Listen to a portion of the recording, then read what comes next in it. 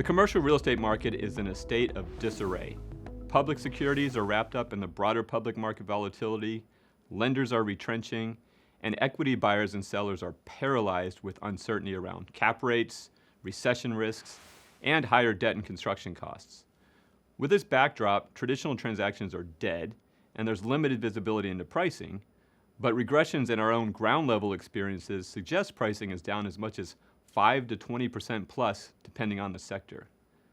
That said, a lot is happening beneath the surface as CRE owners needing liquidity have turned to much more specialized solutions. For commercial real estate, this is the biggest downturn since the global financial crisis of 2008, and we see this downturn following the same general stages as past downturns. The first stage is characterized by public market dislocations, which we've certainly seen this year. REITs are down over 25% year to date, and CMBS BBB spreads have widened by over 200 basis points. Now, this public volatility has hit private commercial real estate as REITs are forced to the sidelines, CMBS originators have disappeared given the volatility in the fixed income markets, and even balance sheet lenders have tightened due to increasing regulatory pressures and limited paydowns this year. As a result, we're now entering stage 2, or the special situation stage.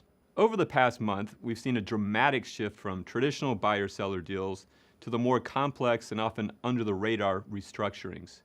Examples include multiple rescue capital situations where CRE owners now need to bridge capital to finance upcoming loan maturities or existing projects.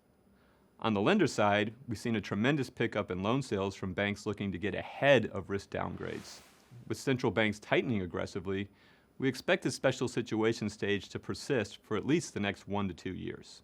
A likely global recession would eventually push us into the final stage of a CRE downturn, beginning in late 2023, where deeper distress builds as a recession leads to tenant defaults and downsizing. These fundamental pressures will collide with ballooning loan maturities starting in 2023, foreshadowing a second wave of loan defaults and non-performing loan sales. With dislocation comes opportunity, particularly for those who can provide creative structuring solutions and/or move across the 4 quadrants of public and private CRE debt and equity. On the public side, given the broad and somewhat indiscriminate public market sell-offs today, we see tactical opportunities in both CMBS and public REITs. On the private side, it's a great time to be a solutions provider.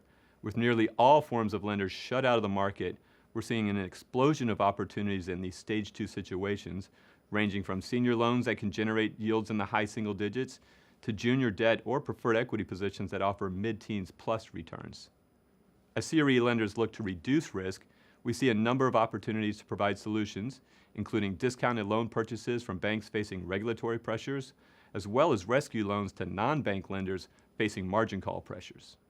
In addition to the obvious macro pressures, commercial real estate faces another tail risk in the form of redemption pressures that could overwhelm open-end core funds and create an unprecedented technical pressure on the commercial real estate market broadly. As rates have reversed, these core funds face the risk of a significant reversal in capital flows from a confluence of factors. First, the denominator effect is impacting allocations to CRE broadly, as the drop in public securities implies an over-allocation to commercial real estate for large pools of capital, including pension funds. Secondly, despite implied commercial real estate values being down 5 to 20% plus this year, core fund marks have barely moved. This is astounding when you consider the nature of a typical core fund portfolio, which includes substantial exposure to long-term, fixed-rate leases which have undoubtedly repriced in the private markets given the dramatic move in rates. Logically, many investors in these funds are starting to anticipate that core funds will drop in the coming quarters and are heading for the exits. Considering the speed and scale of the rate moves this year, this wave of redemptions could be even worse than what we saw in the global financial crisis. Core funds will eventually need to shed assets, which portends yet another negative pricing pressure for commercial real estate in the coming years.